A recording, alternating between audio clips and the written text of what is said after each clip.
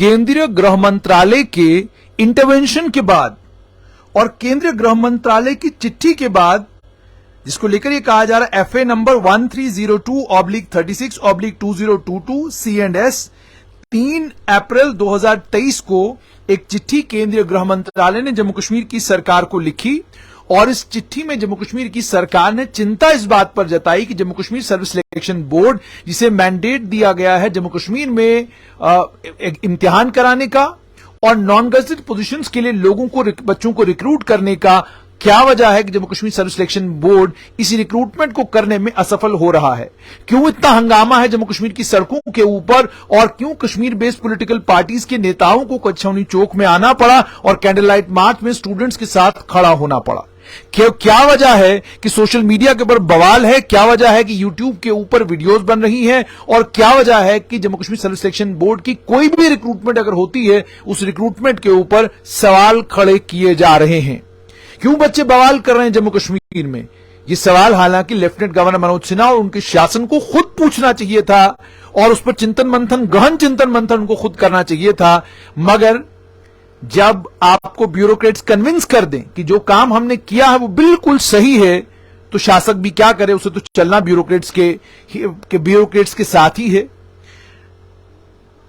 सरकार ने कमेटी बनाई और इस कमेटी, केंद्रीय गृह मंत्रालय ने कहा कि पता करिए, और उसके बाद 22 अप्रैल 2023, ऐसे तो Jammu Kashmir general administration department हर ऑर्डर अपनी वेबसाइट पर डालता है, मगर कोई बड़ा बवाल सोशल मीडिया के ऊपर या मीडिया में न हो, उसका शायद ख्याल रखते हुए एक कमेटी कॉन्स्टिट्यूट की गई। उसे मैंडेट दिया गया कि आप मालूम करें Jammu Kashmir service selection board कामकाज कैसे कर रहा है। एपटेक को जो टेंडर दिया गया था, क्या वो टेंडर सही तरीके से दिया गया था कि नहीं दिया गया था? क्या उसकी टर्म्स एंड कंडीशंस बदली तो नहीं गई? और किन कारणों से एपटेक को ही टेंडर मिला, किसी और को नहीं मिला? और जो आरोप एपटेक के ऊपर लग रहे हैं, उन आरोपों में किस हद तक सच्चाई है? जहां इसका, इन तमाम चीजों की परख जम्मू कश्मीर लद्दाख हाईकोर्ट में हो रही है, जहां पर एक मामले की सुनवाई हो रही है। और आपको यह भी याद होगा कि जिस मामले की वहां पर सुनवाई हो रही है, एक तारीख और गई, उस तारीख में केस दोबारा नहीं लगा। अब अगली तारीख मिली है, उस तारीख पर भी केस में सुनवाई होगी नहीं होगी, ये तो आने वाला वक्त बताएगा। लेकिन केंद्रीय गृह मंत्रालय की चिट्ठी के बाद जम्मू कश्मीर की सरकार ने एक उच्च स्तरीय कमेटी बनाई है। इस कमेटी के चेयरमैन, जैसे कि आप जानते हैं, हर कमेटी के चेयरमैन जम्मू कश्मीर में राजकुमार गोयल, जो एडिशनल चीफ सेक्रेटरी हैं गृह विभाग के, और उसके साथ में GAD जनरल एडमिनिस्ट्रेशन डिपार्टमेंट के कमिश्नर सेक्रेटरी संजीव वर्मा इसके मेंबर हैं, और उसके अलावा डॉक्टर राघव लंगर जो सचिव हैं इस समय प्लानिंग, डेवलपमेंट और मॉनिटरिंग डिपार्टमेंट के, वो भी इसके मेंबर हैं। ये 3 मेंबर की कमेटी बनाई गई है। इसमें सरप्राइज ये है कि ये जो 3 मेंबर की कमेटी बनाई गई है, इसमें लीगल बैकग्राउंड का कोई भी आदमी नहीं है, यानी लॉ डिपार्टमेंट के किसी भी आदमी को इसमें कोऑप्ट नहीं किया गया है। यह हैरान करने वाला है। कानूनी तौर पर क्या सही है क्या गलत है, इसकी समझ IAS अफसरों को जरूर होती है, लेकिन लॉ डिपार्टमेंट का अफसर अगर इसमें नहीं है तो यह साफ तौर पर यह दर्शाता है कि सरकार ने लॉ डिपार्टमेंट को बाईपास करके एक कमेटी बनाई है। इस कमेटी को क्या कहा गया? इस कमेटी को यह कहा गया है कि आप कामकाज देखिए और यह भी देखिए कि बोर्ड कैसे चल रहा है, और यह भी देखिए कि जो बोर्ड का कोर मैंडेट है रिक्रूटमेंट करने का, क्या उसे उस तरीके से डिजाइन किया गया है जिससे वो उसको डिलीवर कर सके। ये बड़ा सवाल है, बहुत बड़ा सवाल है। और जैसे मैंने, आपको याद होगा, आज से 2 महीने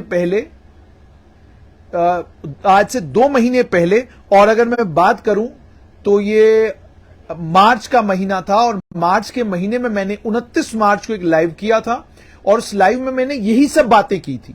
मैंने कहा था कि केंद्रीय गृह मंत्रालय को इन तमाम चीजों का संज्ञान लेना चाहिए और केंद्रीय गृह मंत्रालय को यह देखना चाहिए कि क्या कारण है, जिन कारणों से जो केंद्र सरकार चाहती है कि जम्मू कश्मीर में जल्द से जल्द रिक्रूटमेंट हो, बड़े पैमाने पर जम्मू कश्मीर के नौजवानों को सरकारी नौकरियां मिले, उस मैंडेट में आखिरकार JKSSB फेल क्यों हो रहा है? क्या अंदर कोई ताकतें हैं जो इसको कमजोर कर रही हैं, या बाहर कुछ लोग हैं जो JKSSB को कमजोर करने की कोशिश कर रहे हैं? तो उसके बाद, जैसे मैंने आपको कहा कि 29 मार्च की ये बात है, और उसके बाद अगर मैं ये देखूं तो ये 3 अप्रैल को उसके बाद केंद्रीय गृह मंत्रालय की चिट्ठी यहां आई है, और उसके बाद ये भी कहा गया था, उसे मैंडेट दिया गया कि आप बताइए क्या क्या बदलाव किए जाने चाहिए ताकि बोर्ड का जो इंस्टीट्यूशनल स्ट्रक्चर है और जो इसके कामकाज हैं उनमें यकसानियत आए, यानी वो एक जैसे हो जाएं और उससे बोर्ड की जो फंक्शनिंग है वो लंबे वक्त में इंप्रूव हो जाए और बोर्ड भी उसी तरीके से काम करना शुरू करे जिस तरीके से देश का दूसरा बड़ा इंस्टीट्यूशन, जिसे हम जम्मू कश्मीर माफ कीजिएगा, यूनियन पब्लिक सर्विस कमीशन के बाद स्टाफ सिलेक्शन कमीशन, जो दूसरा देश का सबसे बड़ा रिक्रूटमेंट का सरकारी इंस्टीट्यूशन है, वो इंस्टीट्यूशन जिन पद चिन्हों पर चल रहा है, क्या उस पर यह भी चलेगा। दूसरा कहा गया कि जो टेंडरिंग का process Jammu Kashmir service selection board ने फॉलो किया, जिसमें एग्जाम करवाने वाली एजेंसी एप्टेक को ठेका दिया गया कि वो इम्तिहान कराए, क्या वो जो फाइनेंशियल रूल्स है उसके ऐन मुताबिक हुआ है, जो फाइनेंशियल कानून है क्या उसके ऐन मुताबिक हुआ है, और क्या तमाम कानूनों को, तमाम नॉर्म्स को फॉलो किया गया। और उसके बाद यह भी कहा गया है, कमेटी को यह भी जिम्मेदारी दी गई है कि आप ये देखिए कि क्या अच्छी प्रैक्टिसेस हैं जो बाकी सिलेक्शन बोर्ड जो है वो फॉलो कर रहे हैं, बाकी ट्रिब्यूनल मुल्क के फॉलो कर रहे हैं, और जिसके कारण वो बड़े बड़े इम्तिहान आसानी से करवा पा रहे हैं। और ये बताइए कि वही अच्छी प्रैक्टिसेस जो है बोर्ड भी अडॉप्ट करे और जेकेएसएसबी में वो इंप्लीमेंट की जा सके ताकि इम्तिहान रेगुलरली हो। और ये भी कहा गया कि अगर आपको किसी मेंबर को अपने साथ लेना है आप ले सकते हैं, और 15 दिन का वक्त इस कमेटी को दिया गया था रिपोर्ट देने के लिए। अब जाहिर सी बात है 22 अप्रैल 2023 का ये ऑर्डर है, उसके बाद लगभग 1.5 महीने का वक्त गुजर चुका है। अक्सर जब इस तरह की कमिटीज बनती हैं और जिस तरीके से ये सारे ऑफिसर व्यस्त हैं, चाहे राजकुमार गोयल हैं, चाहे उसके अलावा राजकुमार गोयल के अलावा डॉक्टर राघव लंगर हैं या संजीव वर्मा है, ये तीनों लोग बहुत व्यस्त हैं। पिछले आपको याद है G20 की वजह से भी ये लोग व्यस्त रहे। G20 के खत्म होने के बाद आप अमरनाथ यात्रा की तैयारी है, उसके बीच में इनको मौका जरूर मिला होगा मीटिंग्स करने का। इन्होंने क्या रिकमेंडेशन दी है, इन्होंने क्या रिपोर्ट तैयार की है और केंद्र गृह मंत्रालय को क्या जवाब दिया गया है, इन तमाम चीजों की भी कुछ जानकारी हमारे पास है, वो किसी और लाइव में आपके साथ साझा करेंगे।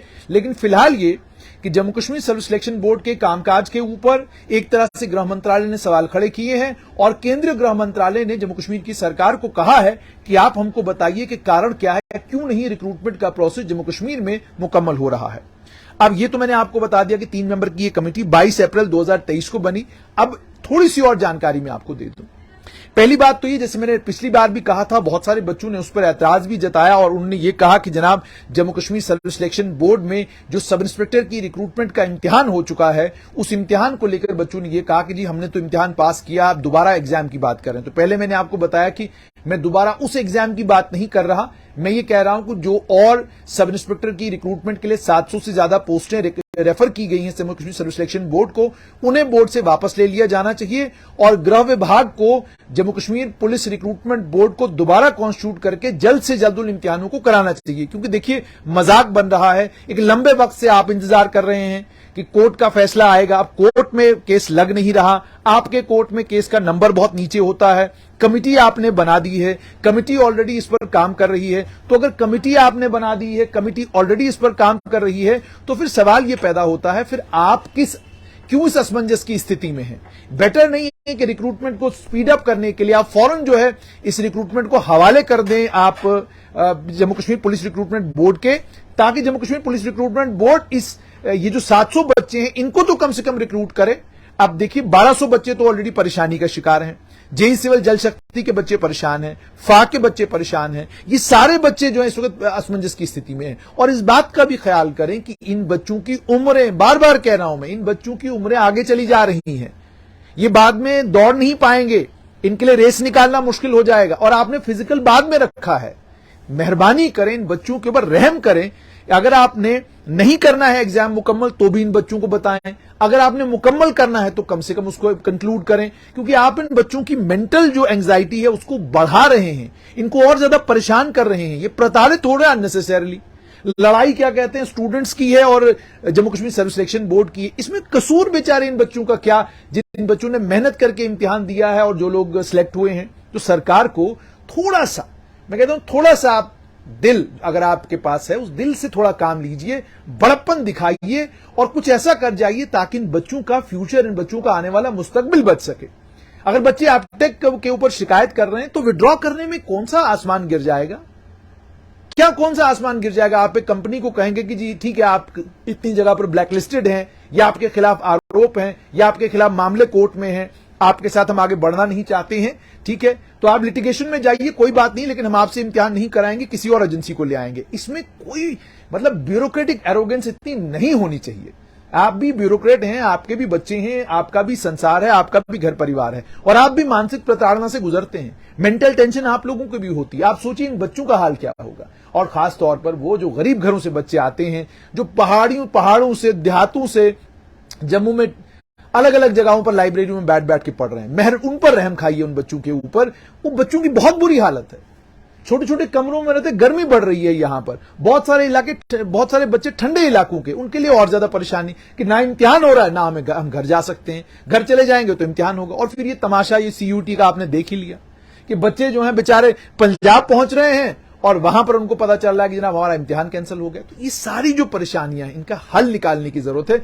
जम्मू कश्मीर सरकार को बड़ा दिल करके इन बच्चों के लिए कोई ऐसा रास्ता निकालना चाहिए जिससे ये इम्तिहान मुकम्मल हो जाएं। जो एग्जाम्स ऑलरेडी अलग अलग स्टेजेस पर हैं, उन स्टेजेस पर, जिन भी स्टेजेस पर ये एग्जाम है, ये मुकम्मल हो जाएं, ताकि इन बच्चों को रिलीफ मिले, इन बच्चों को क्या कहते हैं, सुकून और इत्मीनान और ये सुख और चैन का सांस ले सकें। ये सरकार कर सकती है, सरकार को करना चाहिए। और सारे नेताओं को, देखिए आपकी राजनीति अपनी जगह, आप नेशनल कॉन्फ्रेंस से हैं, बीजेपी से हैं, PDP से हैं, ट्विटर हैंडल छोड़िए, एक अपना शिष्टमंडल लेकर जो है LG के पास, लेफ्टिनेंट गवर्नर मनोज सिन्हा के पास जाइए, गुजारिश करिए बच्चों की तरफ से कि जनाब हम सारे लोग मिलकर आपके पास आए हैं कि इन इम्तिहानों का कुछ करिए, इंतजार मत करवाइए बच्चों का। आगे हो सकता है जब यहां चुनाव होने शुरू हो जाएंगे, मॉडल कोड ऑफ कंडक्ट लग जाएगा, उसमें सिक्योरिटी फोर्सेस की परेशानी अलग हो जाएगी। तो फिर इम्तिहान जब आपने कराने होंगे, वहां सिक्योरिटी का बंदोबस्त आप कैसे करेंगे?